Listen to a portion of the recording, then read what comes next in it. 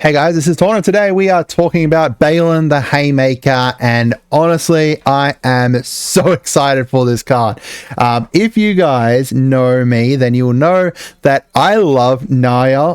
Basically, like, I have 7, 8 Naya decks now, and this is going to be one of the new ones that I'm going to be building because I am very, very excited about everything this commander does. This is basically about as Naya as a commander can be. This rabbit, obviously this is coming with Bloomburrow, very exciting. If you guys like, I'm going to be building, a deck around this. I'm going to be building decks around a whole bunch of different Bloomburrow stuff. I'm going to be covering all the Bloomburrow news and everything, so make sure you do subscribe, make sure that you share the videos around, make sure you like. We are like less than 50 subscribers away from hitting 3,000. If we can build up the channel, then we get to work with wizards and stuff. We get to, share stuff out. We get to, open packs and stuff like that. So, I'd love to have the support and stuff. So Baylen is obviously an amazing commander built around tapping stuff, tapping tokens that you're going to be making. Now, there's a couple of different things to kind of keep in mind here. First of all, his name's the Haymaker because he is using a scythe. He literally makes hay. If you have a look at these other versions, same, a scythe. I love it. Charging through the fields and everything. It does say tokens, so they do need to be tokens. However, it does not say creature tokens. You can literally tap any tokens for this. That means, food is fair game, treasures, clues, blood tokens, if for whatever reason you want to have those. It doesn't even need to be, he's not a rabbit, tribal, kindred character or anything. He is just purely around tokens. Now, obviously within Bloomburrow, there is going to be a whole bunch of rabbit stuff, which we'll talk about in a minute, but that, generates tokens and stuff, so they will work well with it. And as I said, he's about, as Naya as it gets. Looking at all the other kind of Naya commanders, he kind of combines, the combat force of like Gishath, creating a whole bunch of tokens with like Rin and Seri, and not creating tokens but caring about tokens. Same with like Jetmir as well, going wide and stuff. Puts +1/+1s onto cards, more token stuff. Like, he's just all about like everything that Naya wants to do, which is just, in my opinion, really great. I am so excited. If there's like one anime art that I purchase from this set, even if it is going to be a little bit on the pricey side, it will likely be this one. As I said, within, Bloomburrow itself, there is going to be a lot of cards that will synergize well with this card, whether it's cards that care about the amount of creatures that you've got, or cards that just, do stuff and buff up your rabbits and create more rabbits, etc., etc. So there is going to be a lot of cards in the base set that will synergize with him, but I don't think you necessarily need to limit yourself to rabbits, right? Like, having stuff that will buff up your rabbits is good. Like something like, Phineas definitely can be in this deck, although he cares about tokens as well. So, that's nice. But I don't think you necessarily need to limit yourself to rabbits. So let's go through a whole bunch of stuff. Before, we go through all the cards that I'm talking about here, I want to talk about, Jaheira and Kumina. I'm probably butchering that. He essentially, what I'm talking about here is Baylen seems to be like a combination for both of them. He allows you to tap all of your tokens for mana, and then also has like the Kumina, like the tapping for 3 different effects, and then this part here, tapping for drawing cards, tapping for counters and stuff. But he's like a better version of them because he doesn't rely on a certain tribal or anything. He just relies on tokens. All right, so let's go through some of the cards. Obviously, there's like your classic kind of token doublers here, like Anointed Procession is going to be great in here. We've got Doubling Season, Parallel Lives. All 3 of them are going to be really kind of great cards that you can use here. I do love Doubling Season in here because it does double the counters as well. So there's a lot of things that are like like a Felidar that we'll talk about soon, that's like put a +1/+1 on all your creatures that you own. You can therefore double those and stuff. So all 3 of these are going to be like great options. They are a little bit more expensive and stuff, but if you even want to run like one of them, it's going to be really great for it. There's a whole bunch of like white and green and even red cards that will create a bunch of tokens as well. Stuff like Aura Mutation here, destroy an enchantment and then create a whole bunch of tokens. Really, really nice. Grand Crescendo, there's a few different ones like this where it's got X cost and then you create tokens. And these are all talking about like creatures. So we're kind of focusing on creatures to start with.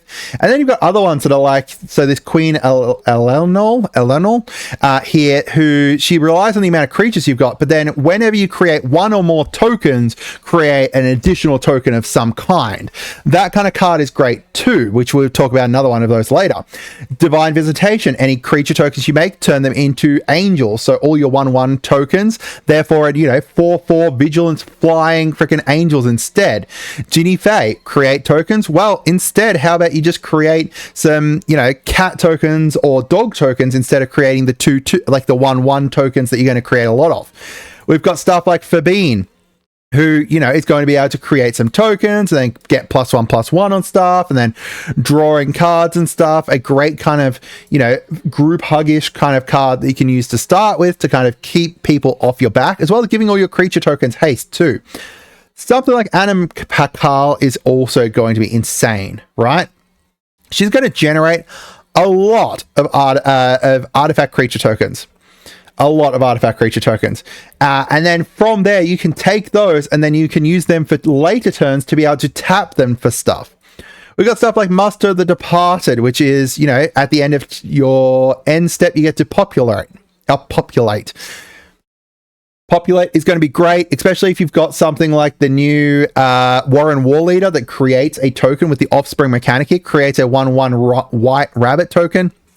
But because of the fact it's got Offspring, you're going to have a token copy of this Warren War Leader, and then you can take this token copy of this, create another one, etc., etc. Just go really ham on it.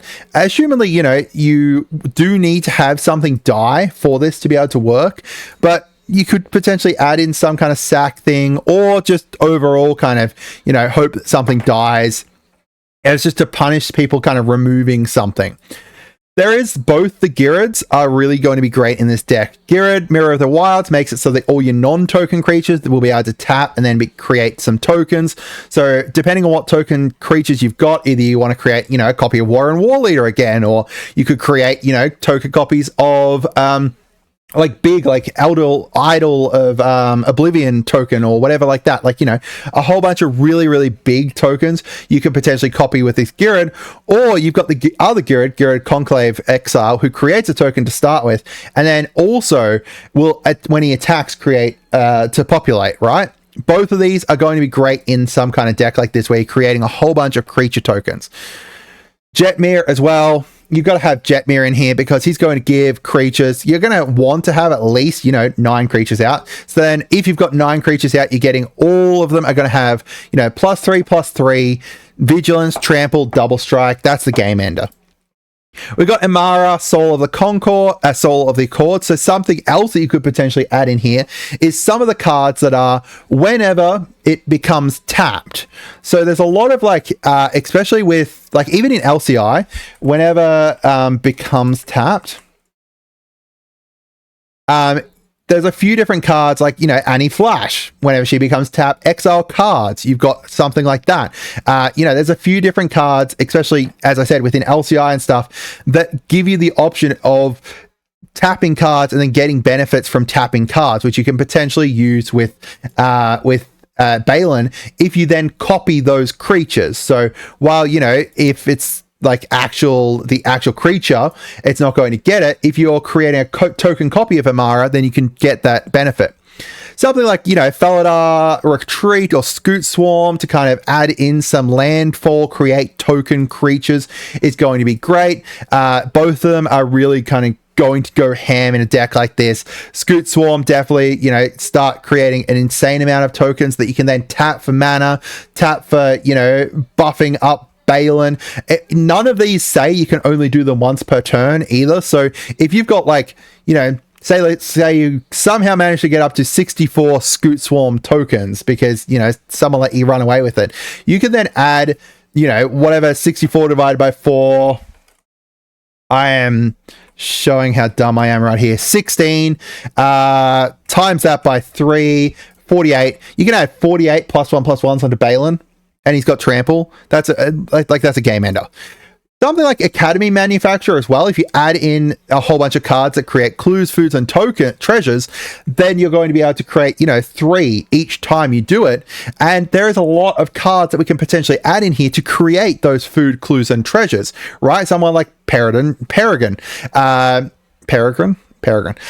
Whenever you create a token, you're going to create a food token as well. That then becomes, creating 3 different tokens, and from there you can then tap all of those to create mana and etc, etc. Rocco, exile people's cards and kind of go like a little bit group huggy, and then from there you also get to create some food tokens that you can then tap for mana and put +1/+1s onto Baylen. You can go kind of like, a tall Balin and then go wide with creating food, treasures, and clues and stuff instead.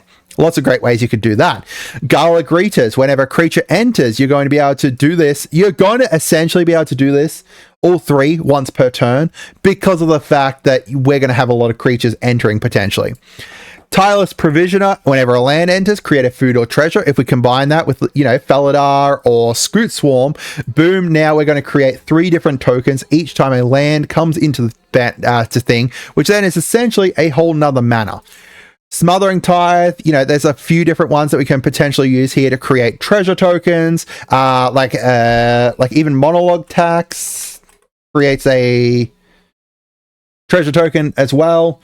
Both of those, some kind of stacksy kind of stuff in here that then from there you're creating a whole bunch of treasure tokens, and we don't need to crack our treasure tokens to be able to do anything. We can just keep our treasure tokens, or like Reaver Cleaver.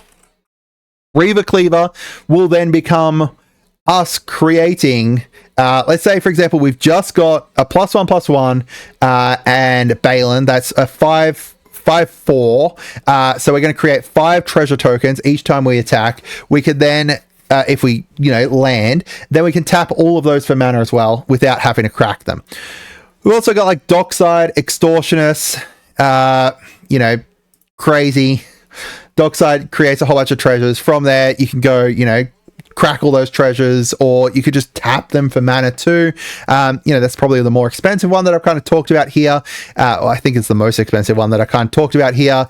But, you've got the option of just going so hard. All you need to do is go to like EDH Rec and have a look at like, either treasure themes or token themes, or, there's just so many different cards. And then to add on top of this, we've got something like Halo Fountain here. Halo Fountain. We can pay 5, untap 15 tapped creatures we control. Don't have to be non-token, and then we can win the game from there. So just a big win con that we can use. We're going to have so many creatures potentially out. Even if we're just shitting out 1/1 creatures constantly and no one has a board wipe, you can guarantee you tap them with Balin without people wiping them out, and then from there just use Halo Fountain, untap them all, and boom. So that's it for today. Let me know down in the comments what you guys think. Have a great day, and goodbye.